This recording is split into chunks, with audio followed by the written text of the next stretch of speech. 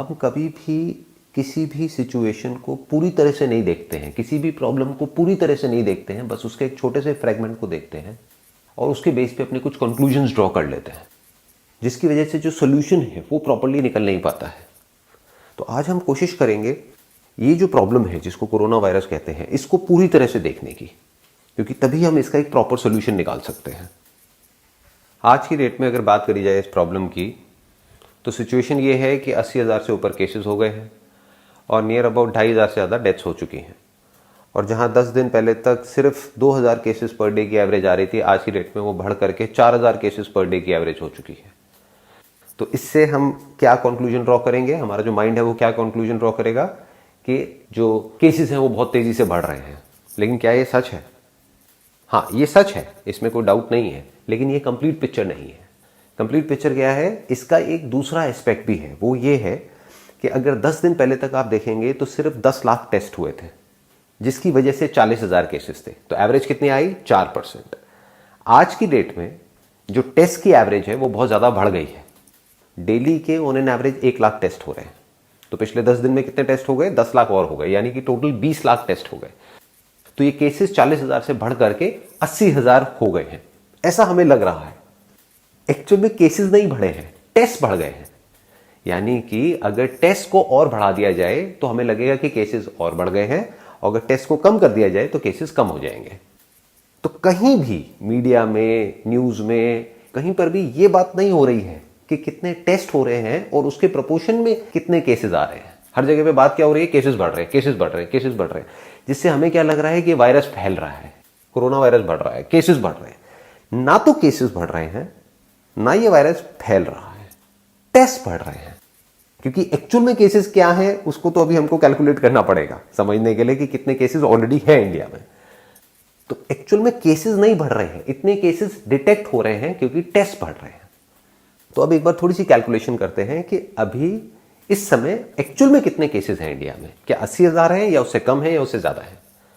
बड़ा सिंपल है, ये परसेंटेज हमारे पास में निकल करके आ रही है, जिसमें कि बिल्कुल क्लियर है कि पहले जब 10 लाख टेस्ट हुए थे तो केसेस थे 40,000, आज 20 लाख टेस्ट हो गए हैं तो केसेस हैं 80,000, यानी कि परसेंटेज कितनी हो गई? 4%। तो बड़ा सिंपल है, जो हमारी कंट्री की पॉपुलेशन है उसको 4% से हम मल्टीप्लाई कर देते हैं, यानी 130 करोड़ इंटू 4%, ये होता है 5 करोड़ 20 लाख, नियर अबाउट समझ लेते हैं 5 करोड़। बट ये तरीका ठीक नहीं होगा, बिकॉज अभी भी इंडिया में बहुत सारी एरियाज ऐसे हैं जहां पर कि बहुत ज़्यादा केसेस डिटेक्ट नहीं हुए हैं। जिस तरह से अभी कुछ दिन पहले गवर्नमेंट ने जोन्स में अलग अलग डिवाइड किया था, तो उससे हम एक आइडिया लगा सकते हैं। तो इसमें से 80% को हम हटा देते हैं, यानी कि जो रूरल एरियाज हैं उसको हटा देते हैं, सिर्फ अर्बन एरियाज की बात करते हैं। तो अगर 5 करोड़ में से हम 80% को हटा देते हैं तो यानी 4 करोड़ हम हटा देते हैं उसमें से। तो आज की डेट में केसेस कितने निकल करके आ रहे हैं हमारे पास में? 1 करोड़।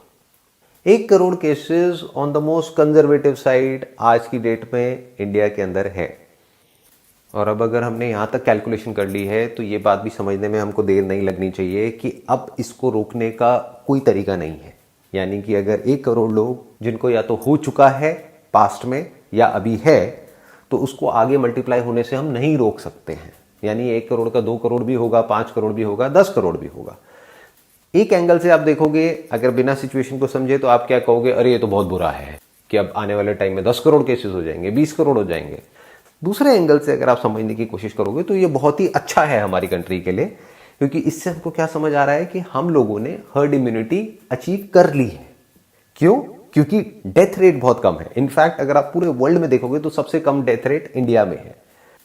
तो ये हमारे लिए बुरा नहीं है, हमारे लिए अच्छा है, क्योंकि ये जो प्रॉब्लम है जिसको कोरोना वायरस बोलते हैं, इसका सिर्फ एक ही सोल्यूशन है, वो है हर्ड इम्यूनिटी, ना कि लॉकडाउन। क्योंकि लॉकडाउन आप कब तक कर सकते हो? घर में कब तक बैठे रहोगे? कभी तो बाहर निकलोगे, और जब बाहर निकलोगे तो वायरस तो वहीं का वहीं है, ये तो कहीं जाने वाला है नहीं। हर्ड इम्यूनिटी का मतलब ये होता है, अगर ज़्यादा से ज़्यादा लोगों को ये वायरस हो जाता है और उनके अंदर एंटीबॉडीज डेवलप हो जाती हैं इस वायरस से लड़ने के लिए, तो इसका जो स्प्रेड है वो बहुत ही स्लो डाउन हो जाता है। Just to give you an idea, अगर ये वायरस नहीं भी होता तब भी हर महीने इंडिया में ऑन एन एवरेज 6 लाख से ज़्यादा डेथ्स होती हैं अलग अलग बीमारियों की वजह से। हाँ, उसमें ट्रिगर कोई और होता है, कोरोना वायरस नहीं होता, कोई और होता है, कोई और इन्फेक्शन होता है जिसकी वजह से कोई और बीमारी ट्रिगर हो जाती है जो ऑलरेडी किसी न किसी के अंदर होती है। और ये हमारे जो स्टैटिस्टिक्स है, जो डेटा है, वो क्लियरली हमको दिखा रहा है कि ये जो डेथ्स हुई हैं, इसमें से ज़्यादातर डेथ्स वो हैं जो 60 साल से ऊपर हैं। और सिर्फ इतना ही नहीं, वो भी लोग वो हैं जिनके अंदर ऑलरेडी कोई ना कोई बीमारियां पहले से थी। तो इसने सिर्फ ट्रिगर करने का काम किया है, इसकी वजह से डेथ नहीं हुई है। और वो ट्रिगर जरूरी नहीं है कोरोना वायरस की वजह से हो, वो नॉर्मल वायरल इन्फेक्शन की वजह से भी ट्रिगर हो सकता है। तो अब सवाल ये उठता है यहाँ पर कि इंडिया में इतना कम डेथ रेट क्यों है, उसके पीछे क्या रीज़न है? उसके पीछे कई रीजंस हैं, लेकिन उसमें सबसे बड़ा रीज़न ये है कि हमारे यहाँ की जो पॉपुलेशन है वो यंग है। यानी कि 90% से ज़्यादा जो पॉपुलेशन है उनकी एज 60 साल से कम है। दूसरा रीज़न क्या है कि हमारी इंडियंस की इम्यूनिटी वैसे ही कंपैरेटिवली स्ट्रांग है वेस्टर्न वर्ल्ड से। जैसे फॉर एग्जांपल बाहर से कोई इंडिया में आता है तो उसको थोड़ा सा भी कुछ खा पी ले तो वो बीमार पड़ जाता है। हम लोग अपना चलते रहते हैं, यहाँ पे हमको कोई दिक्कत नहीं है, क्योंकि यहाँ पे ऑलरेडी जो इन्फेक्शंस हैं और अलग अलग तरह के वायरसेस हैं वो बहुत ज़्यादा हैं। तो हमारी बॉडी ऑलरेडी इम्यून है बहुत तरह के वायरसेस के लिए, बहुत तरह के बैक्टीरियाज के लिए। तो this could be another reason. लेकिन रीज़न चाहे कोई भी हो, चाहे वो साइंटिफिकली प्रूवन है या नहीं है, जो हमारे नंबर्स हैं वो हमको क्लियरली ये बता रहे हैं कि इंडिया में डेथ रेट सबसे कम है पूरे वर्ल्ड में। इसका मतलब क्या है कि हम हर्ड इम्यूनिटी को बड़े आराम से अचीव कर सकते हैं, प्रैक्टिकली अचीव कर सकते हैं, बिना हमारा जो पूरा का पूरा जो मेडिकल सिस्टम है उसके ऊपर प्रेशर डालें।